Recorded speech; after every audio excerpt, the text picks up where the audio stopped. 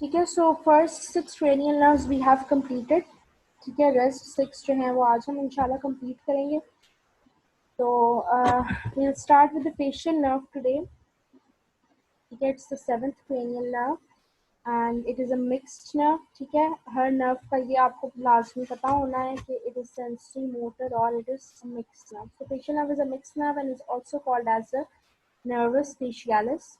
It has 3 nuclei: main motor nucleus, parasympathetic nuclei and sensory nucleus। ठीक है, parasympathetic में we have superior salivatory lacrimal nucleus and in sensory we have nucleus of the tractus solitarius।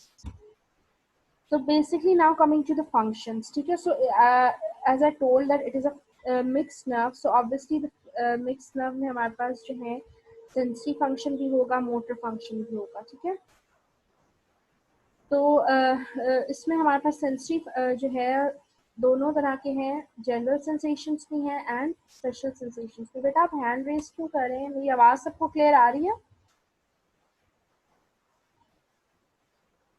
All of you can hear me? ठीक है, Yes, so ma'am. okay, so to the preauricular area the facial nerve is providing general sensations। ठीक है, preauricular area means कि आपके year के surrounding में जो area है उसका कुछ पार्ट जो है वो आपका facial nerve से जनरल सेंसेशंस आती हैं। Then are the special sensations. Special sensations में टेस्ट फाइबर्स आते हैं to the anterior 2/3 of the tongue, the palate and the floor of the mouth. ठीक है, only the anterior 2/3 of the tongue पे जो test sensations हैं वो facial nerve जो है वो सप्लाई करती है। Then motor fibres are to your muscles of the facial expressions and the stapedius. ठीक है, ये आप एनाटॉमी 3 भी जब आपने पढ़ा होगा तो यू मस्ट नो कि फेशियल एक्सप्रेशन के मसल्स हमारे पास बहुत सारे हैं। All of your face is comprised of muscular muscles. ठीक है, जो वेरियस आपके मसल के एक्सप्रेशंस को कंट्रोल करते हैं। ऑल ऑफ दीज मसल्स की जो मोटर इनर्वेशन है वो आपकी फेशियल नर्व से आती है। जो प्रोप्रियोसेप्टिव इनर्वेशन है इन मसल्स की वो कौन सी नर्व दे रही है? वो दे रही है ट्राइजेमिनल नर्व। ठीक है, because the trigeminal is providing general sensations to your face as well as proprioceptive innervation to your muscles. लेकिन जो मोटर इनर्वेशन है वो दे रही है फेशियल नर्व। ठीक है, उसके अलावा it is secretomotor to submandibular, sublingual and the lacrimal glands। ठीक है, secretomotor means that the motor function of basically secretions। ठीक है, submandibular and sublingual is your salivary gland, उनकी secretions भी facial nerve control कर रही है। lacrimal gland which is your tear और lacrimation करवाती है, उसकी भी innervation जो है वो facial nerve के through होगी। ठीक है, तो functions are extremely important, पता होने चाहिए कि अगर तो मिक्स नर्व है, if you know that it is a mix nerve then how it is a mix nerve, कौन सी जनरल सेंसेशंस दे रही है, कौन सी स्पेशल सेंसेशंस दे रही है, किस एरिया को मोटर इनोवेशन प्रोवाइड कर रही है। ठीक है, so this is the pathway. It arises from the pons at the pontomedullary junction. ठीक है, अभी तक आई होप थोड़ा बहुत एक आप लोगों का इमेजिनेशन थोड़ा आप कर रहे हो अगर, तो हमने देखा था कि 5th cranial nerve जो है वो पॉन्स के लेवल पे होती है। Then I told you that 6th, 7th and the 8th all these three nerves they arise from the pontomedullary junction। ठीक है, so facial nerve arises at the pontomedullary junction just medial to the 8th nerve and enters the internal acoustic meatus। Then from there it enters the facial canal, forms the geniculate ganglion and then emerges from the stylomastoid foramen and passes through the parotid gland and send fibers to muscles of your facial expression। ठीक है, तो ये आपके brain से पोंटोमेडुलरी junction से निकल कर from the internal acoustic meatus से एंटर करेगी फेशियल कैनाल को and from there it will exits the skull from the stylomastoid foramen। ठीक है, stylomastoid foramen से जब it will exit the skull तो it will then enter the parotid gland। ठीक है, parotid gland जो है वो आपका ईयर के बिल्कुल anteriorly placed होता है। ठीक है, once it will enter the parotid gland you must remember that facial nerve is not providing innervation to the parotid gland। ठीक है, facial nerve जो है सिर्फ parotid gland से पास कर रही है, उसको innervation नहीं दे रही। ठीक है, parotid gland से पास करके then it will give off 5 terminal branches जो कि आपके muscles of your facial expression को regulate करते हैं। ठीक है। उन 5 टर्मिनल ब्रांचेस में हमारे पास ये सारी ब्रांचेस हैं, temporal, zygomatic, buccal, marginal mandibular and cervical. These are the 5 terminal जो कि स्पेसिफिकली सिर्फ आपके फेशियल एक्सप्रेशंस को मेंटेन करें। Fatima, you are raising your hand, is there any question? Ma'am मैंने पूछना था कि जो पाथवे है किस चीज का पढ़ा रही है, मतलब पाथवे किसका है ये? फेशियल नर्व का पाथवे? क्या मतलब? फेशियल नर्व का पाथवे पढ़ा रही? ओके ओके ओके मैम, वो बस मुझे ना कंफ्यूजन हो गई थी। Yeah. So this was the pathway. Now these are the branches. ठीक है, कुछ branches extracranial है और कुछ intracranial branches है। Extracranial में we have the greater petrosal, communicating branches to otic ganglion, nerve to stapedius and cauda tympani। ठीक है, cauda tympani वो है जो कि taste sensations की nerve fiber है। Intracranial में posterior auricular and branch to the posterior belly of the digastric and the styloid muscles। And these are the 5 terminal branches जो कि पेरोटिड ग्लैंड से जब फेशियल नर्व निकलती है तो वो इस तरह 5 ब्रांचेस देती है टू योर फेस, जो कि सारे मसल्स को जो है कंट्रोल कर लेती है। Cervical, marginal mandibular, buccal, zygomatic and temporal. ठीक है, अभी तक कोई कंफ्यूजन किसी का? So will move forward.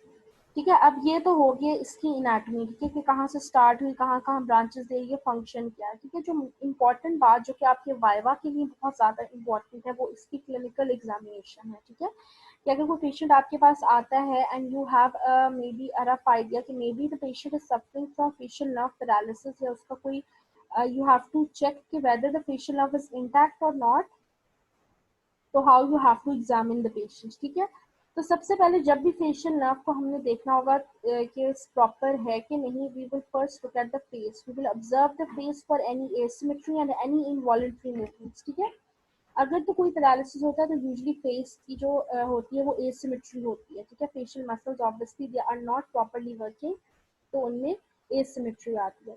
Then the patient is asked to raise the eyebrows. ठीक है, आप पेशेंट के हेड पे जो है हैंड प्लेस करेंगे and you will ask the patient to raise his eyebrows. If the patient is unable to raise his eyebrows, then it means कि उसके जो muscles हैं eyebrows के, they are not working, okay, they are not intact, obviously there is a problem with the facial nerve.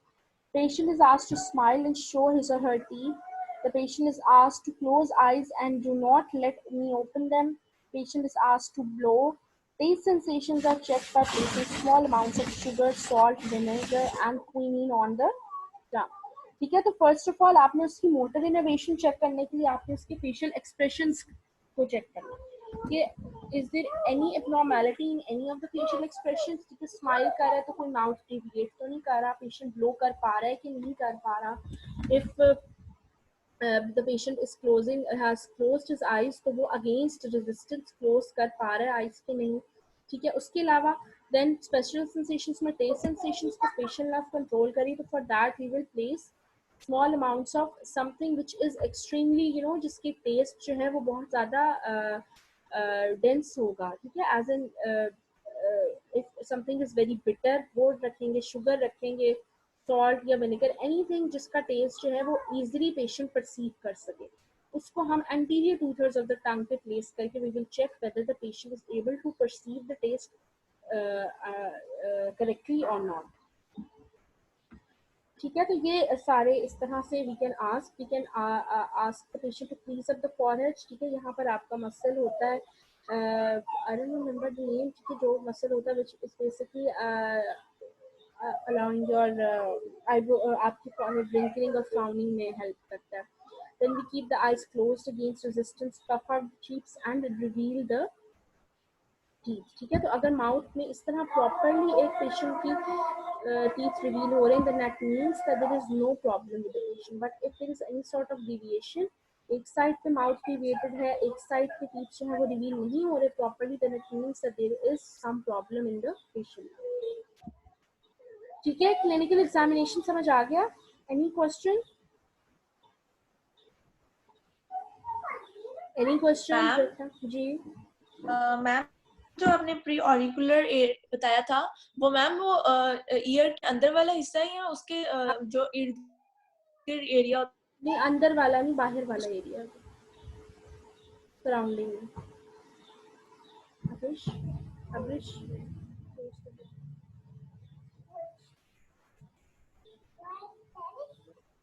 ठीक है। So now coming to the lesions, ठीक है। Lesions में सबसे पहले जो मेनली हमारे पास लीजन होता है that is the facial nerve paralysis, ठीक है। Paralysis of any structures innervated by the facial nerve, ठीक है। The cause may be Bell's palsy, stroke, tumour, infection और trauma. It is characterized by facial weakness and loss of taste, inability to smile, frown, blow, whistle, and facial drooping.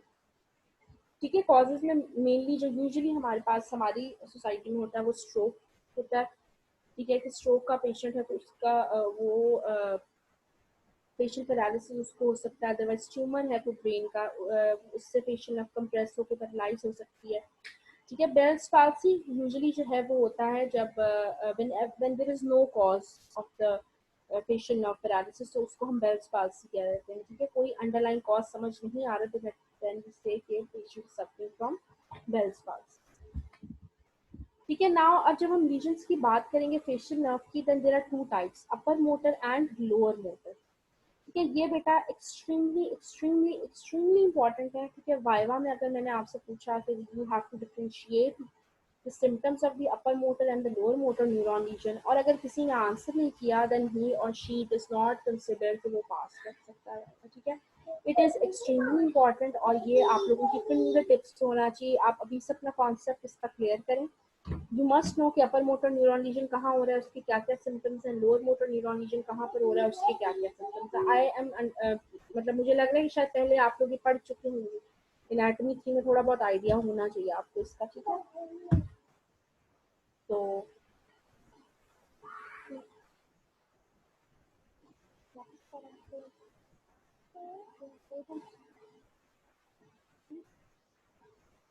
बंद करो हो गया।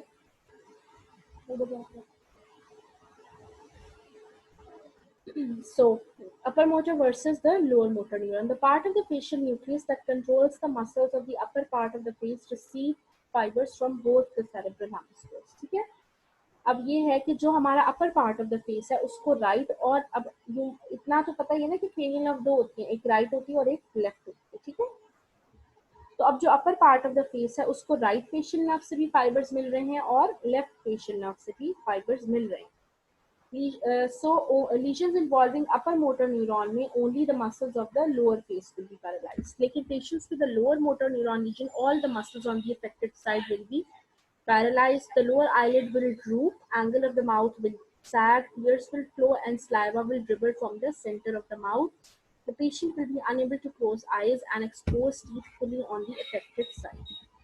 ठीक है। Now if you see this diagram, ठीक है, इस डायग्राम से मैं आपको समझा देती हूँ, ठीक है। अब हमारे पास दो हैं, एक हमारे पास अपर मोटर न्यूरॉन है और एक लोअर मोटर न्यूरॉन है, ठीक है।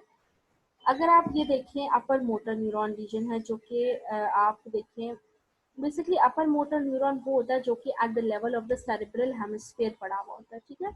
और लोअर मोटर न्यूरॉन होता है जो कि eight the level of the facial nerve पड़ा हुआ है, ठीक है। जहाँ पे आपकी फेशियल नर्व जहाँ से अराइज करती है उस लेवल पर पड़ा हुआ होता है, that is the lower motor neuron, ठीक है। अब अपर मोटर न्यूरॉन लीजन अगर होता है, फॉर एग्जांपल आपका ये अपर मोटर न्यूरॉन पड़ा हुआ था और यहाँ पर कहीं कोई ट्रॉमा हो गया, कोई कट लग गया, फॉर एग्जांपल कोई लीजन हुआ, कोई ट्रॉमा, कोई ट्यूमर, एनीथिंग, तो क्या होगा eight this point for example, ठीक है, ये तीनों नर्व फाइबर्स कट जाएंगे, ठीक है। जब ये तीनों नर्व फाइबर्स कट जाएंगे तो क्या होगा basically,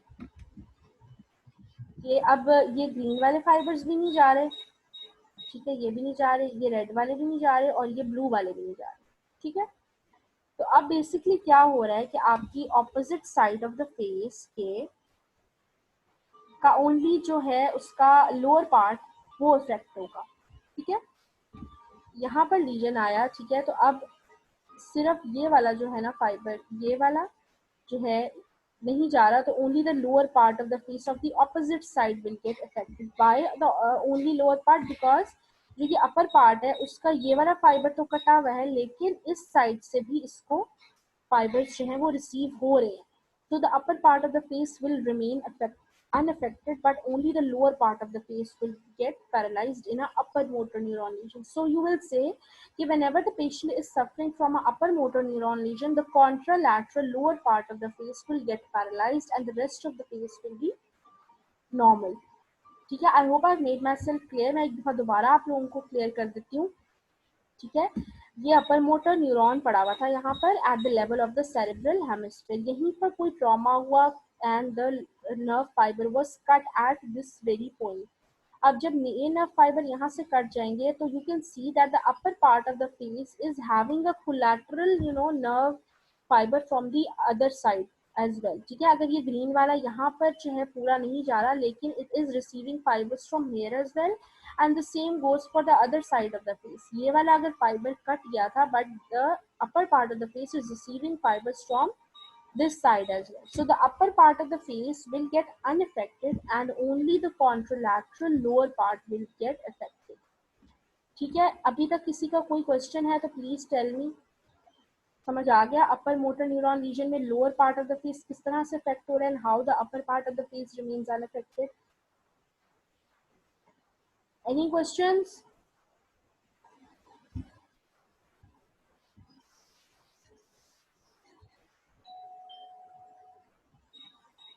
Alita Ali, are you present?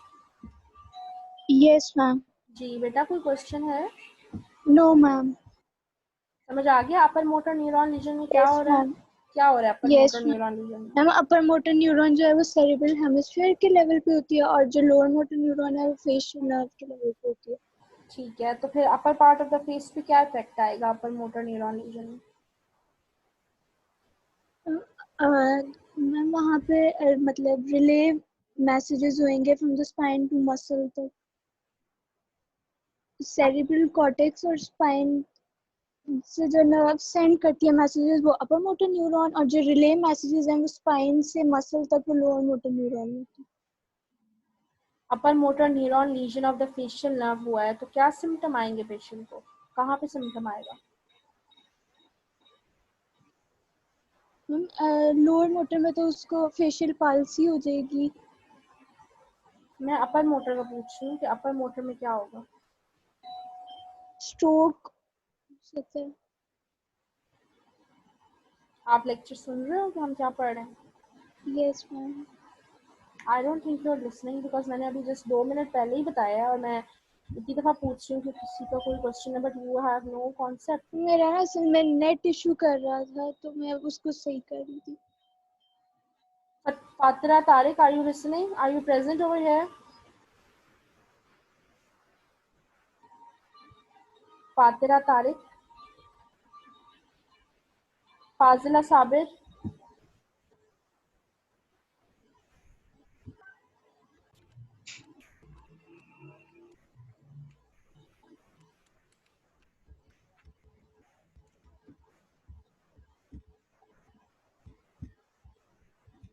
ठीक है, so this was all about the upper motor neuron lesion. Next is the lower motor neuron legion. ठीक है, लोअर मोटर न्यूरॉन लीजन का मतलब ये है कि सेरेब्रल हेमिस्फीयर से निकलकर eight the level of the facial nerve nucleus, ठीक है, जो कि है एट द पोंटोमेडुलरी जंक्शन. अगर यहाँ पर लीजन होगा तो फिर क्या होंगे सिम्टम्स? ठीक है, for example right lower motor neuron legion में यहाँ पर हमारे पास कट लग जाता है, कोई लीजन हो जाता है, then the ipsilateral part, whole side of the face will get affected because the upper part of the face will also not receive fibers and the lower part will also not receive fibers. लेकिन इसमें ipsilateral side will get affected, not the contralateral side. Okay? Yes ma'am. So this is the whole symptoms जो आएंगे: absence of forehead wrinkling, droopy eyelid, dry eye or excessive tearing, facial paralysis और weakness, drooping corner of the mouth, dry mouth and impaired taste. ठीक है, तो overall एक saggy appearance होगी mouth की. ठीक है, जो साइड अफेक्टेड होगी saggy सी appearance होगी, मसल्स में कोई टोनिसिटी नहीं होगी. If you ask the patient to smile तो उसकी माउथ जो है वो डिविएट करेगा on one side, the other side जो कि पैरालाइज्ड है वो मूव नहीं कर पाएगी. ठीक है, एंड यूजुअली ये होता है कि आईलिड्स इज कॉन्स्टेंटली ड्रूपी हो जाती है आईलिड. पेशेंट की आंखें जो है वो उसको अब आईलिड्स जो है वो प्रॉपर्ली अपनी ओपन नहीं कर पाता. ठीक है, बहुत ज़्यादा एक्सेसिव या तो ड्राइनेस होगी या फिर बहुत ज़्यादा टीयरिंग होगी. Why? Because the facial nerve is providing secretomotor fibres to your lacrimal gland as well. ठीक है, तो लैक्रिमल ग्लैंड का जो फंक्शन है वो भी इम्पेयर्ड हो जाएगा। So this was all about facial nerve. Viva में यू मस्ट नो कि फेशियल नर्व को आपने क्लिनिकली किस तरह से असेस करना है। अपर मोटर न्यूरॉन लीजन आएगा तो कहाँ पे सिम्टम्स आ रहे हैं, लोअर मोटर है तो फिर कहाँ पे सिम्टम्स आ रहे हैं, और ओवरऑल आपको फेशियल पैरालिसिस के सारे सिम्टम्स जो हैं they should be on your finger tips. Okay. ठीक है, so next is the vestibulocochlear nerve. It transmits sound and equilibrium from the inner ear to the brain. ठीक है, तो वेस्टिबुलोकॉक्लियर नर्व बेसिकली वो नर्व है जो कि आपकी हियरिंग को मेंटेन करती है, साथ साथ आपके बॉडी बैलेंस को मेंटेन करती है। ठीक है, it is present at the pontomedullary junction, consists of two distinct parts, vestibular nerve and the cochlear nerve. Cochlear part is for your hearing, ठीक है, और वेस्टिबुलर पार्ट जो है वो basically sensory information related to your position and movement of head. ठीक है, तो मतलब आपका जो ईयर होता है, इनर ईयर, उसमें हम we have semi circular canals present जो में एक फ्लूइड होता है। ठीक है, दैट फ्लूइड इज बेसिकली उन कैनाल्स में जो फ्लूइड है it is basically maintaining your body balance और आपकी हेड की मूवमेंट। जिन पेशेंट्स का वेस्टिबुलोकॉक्लियर नर्व में डैमेज होता है उनको जो है चक्कर आ रहे होते हैं। ठीक है, उनका बैलेंस जो है वो मेंटेन नहीं रहता। ज़रा सी किसी ऊपर जैसे हाई राइज जगह पर वो जाएंगे तो उनको लगेगा जैसे वो बिल्कुल गिर जाएंगे, उनको चक्कर आएंगे, वर्टाइगो का उनको इशू होता है। सो वेस्टिबुलोकॉक्लियर नर्व इज बेसिकली उसके फंक्शंस दो हैं, your cochlear, that is your hearing function, as well as your body position and movement of head। ठीक है, अगर डैमेज हो तो ये सारे सिम्टम्स आएंगे। वर्टाइगो, दैट इज अगेन कि किसी हाई जगह पे जाके they will feel that they are going to faint भी, आप गिर जाएंगे, चक्कर आते हैं बहुत ज़्यादा। हेयरिंग लॉस होगा, loss of equilibrium, nystagmus, motion sickness and deafness और टिनाइटिस। ठीक है, nystagmus is basically uncontrolled rhythmic oscillation of the eyes. ठीक है, आपकी आईज की जो मूवमेंट है वो ऑसिलेटरी मूवमेंट्स को कहते हैं, which is abnormal, considered to be abnormal. Then deafness और टिनाइटिस। टिनाइटिस में ये होता है कि आपके कान बजने को नहीं कहते कि जैसे कान बज रहे हैं, कुछ आवाज़ आ रही है। ठीक है, इवन तो कुछ भी नहीं होता। तो दैट इज अगेन जब आपका hearing part of the vestibulocochlear nerve is damage. ठीक है, क्लिनिकल टेस्ट में ये 3 टेस्ट हैं हमारे पास। सबसे पहले तो obviously the patient's ability to hear a whispered voices assess. ठीक है, कि पेशेंट से विस्पर करके देखेंगे कि इफ ही और she is able to perceive what we are saying. Then is the Weber test and the Rinne test.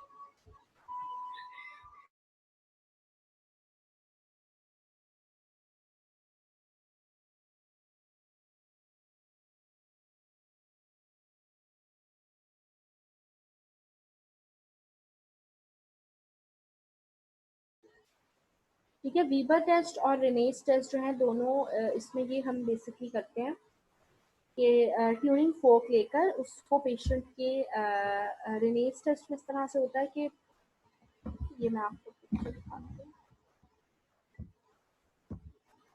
ठीक है, ये रेनेस टेस्ट है and this is the Weber's test. ठीक है, रेनेस टेस्ट में बिल्कुल ईयर के पीछे जो है ट्यूनिंग फोक को रख के, ठीक है, ट्यूनिंग फोक की मूवमेंट करवा के वी विल सी कि पेशेंट जो है वो इस ईयर से प्रॉपरली उसको clearly voice he can hear और नॉट। एंड वीवर टेस्ट में जो है अबव द फॉरहेड जो है वर्टेक्स पे जो है ट्यूनिंग फोक को रखते हैं and we ask the patient कि कौन से ईयर में उसको जो है ज़्यादा साउंड महसूस हो रही है। ठीक है, normally in normal conditions both of the years should perceive the same amount of sound. ठीक है, लेकिन अगर कोई नॉर्मल केस है जिसमें कोई एक ईयर में डिफेक्ट है, एक नर्व में डिफेक्ट है, तो उसमें फिर एक ईयर में पेशेंट को ज़्यादा साउंड परसीव होगी और एक में जो है उसको कम परसीव होगी। सो ये वीबर टेस्ट होता है। वीबर टेस्ट में अगेन आपने ट्यूनिंग फोक की जो है मूवमेंट्स करवा के जो है उसको मूव करवा के अकॉर्डिंग टू दैट रीजन। तो जैसे for example at this point if the patient is saying कि मुझे राइट ईयर पे सही सुनाई दिया लेकिन लेफ्ट ईयर पे मुझे थोड़ा कम आवाज़ आई है, तो फिर लेफ्ट ईयर की तरफ जो है ट्यूनिंग फोक को मूव करके देखेंगे कि एट विच पॉइंट पेशेंट को वॉइस बिल्कुल क्लियर आ रही है एंड एट विच पॉइंट उसको वॉइस जो है वो थोड़ी सी डिस्टेंट फील हो रही है। So this is how the vestibulocochlear nerve can be examined. ठीक है, एनी क्वेश्चन? आगे चलें ग्लॉसोफेरिंजियल नर्व की तरफ। ठीक है, so glossopharyngeal nerve is the 9th nerve. It is again a mixed nerve. ये 4 मेन न्यूक्लियाई हैं, motor nucleus, parasympathetic, sensory and nuclear present at the level of the medulla. ठीक है, अब पोंटोमेडुलरी जंक्शन से मेड्यूला ऑब्लोंगेटा में आ गए। ठीक है, अब आपकी जो सारी नर्व्स हैं 9, 10, 11 and 12, all 4 of these nerves arise from the medulla oblongata of your brain. ठीक है, पाथवे इसका क्या है, लीव करती है मेड्यूला को and enters the posterior cranial fossa, then leaves the skull through the jugular foramen, descends to upper part of the neck and reaches the stylopharyngeus muscle. It gives off sensory branches to the mucous membranes of the pharynx and the posterior one-third of the tongue. ठीक है, तो ये mixed nerve है। It is basically supplying sensory nerve fibres as well as motor nerve fibres. ठीक है, अब ये secretomotor fibers दे रही है टू द पेरोटिड ग्लैंड। ठीक है, as I told you people before कि फेशियल नर्व आपकी पेरोटिड ग्लैंड से पास जरूर करती है पर उसको सप्लाई नहीं करती, सप्लाई उसको आपकी ग्लॉसोफेरेंजियल नर्व कर रही है। ठीक है, उसके अलावा it is supplying the stylopharyngeus muscle which is basically your pharyngeal pharynx का आपका मसल है, and is providing general sensations and taste to the posterior one third of the tongue. Anterior third को करिए facial nerve और posterior one third को taste sensations provide करिए आपकी glossopharyngeal nerve। ठीक है, तो उसका क्लिनिकल टेस्ट जो होता है वो बेसिकली गैग रिफ्लेक्स होता है। ठीक है, गैग रिफ्लेक्स में क्या करते हैं, that we take a spatula and we ये पेशेंट का जो posterior one third of the tongue ये यूविला होता है उसको हम पैल्पेट करते हैं, उसको टच करते हैं with the help of a spatula. तो अगर पेशेंट एक गैग करे फॉर एग्जांपल, एकदम से उसको गैग आएगा तो that is considered to be a normal finding. ठीक है, बिकॉज आपके जो फेरेंजियल मसल्स हैं वो ग्लॉसोफेरेंजियल नर्व से इनोवेट हो रहे होते हैं, तो whenever we palpate the pharyngeal muscles तो वो एज अ रिजल्ट उनका गैग रिफ्लेक्स होता है, तो it is considered a normal entity. अगर पेशेंट को गैग रिफ्लेक्स बिल्कुल नहीं हो रहा देन इट मीन्स कि glossopharyngeal nerve is not intact. ठीक है, and we inspect the mouth by saying ah. ठीक है, अगर पेशेंट बहुत आ कहेगा देन इट मीन्स के उसका जो है वो glossopharyngeal nerve is intact.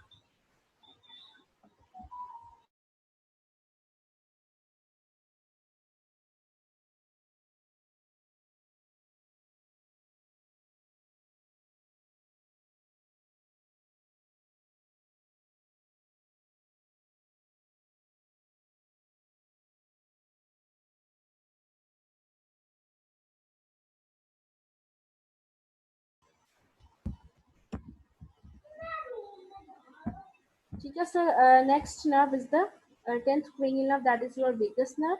It is again a mixed nerve. ठीक है, ये it is the largest cranial nerve. ठीक है, ये आपके हेड एंड नेक रीजन से लेकर आपके एब्डोमेन तक जो है वो सप्लाई करती है। It has three nuclei. Pathway again it arises from the medulla and then enters the posterior cranial fossa, then leaves the skull through the jugular foramen.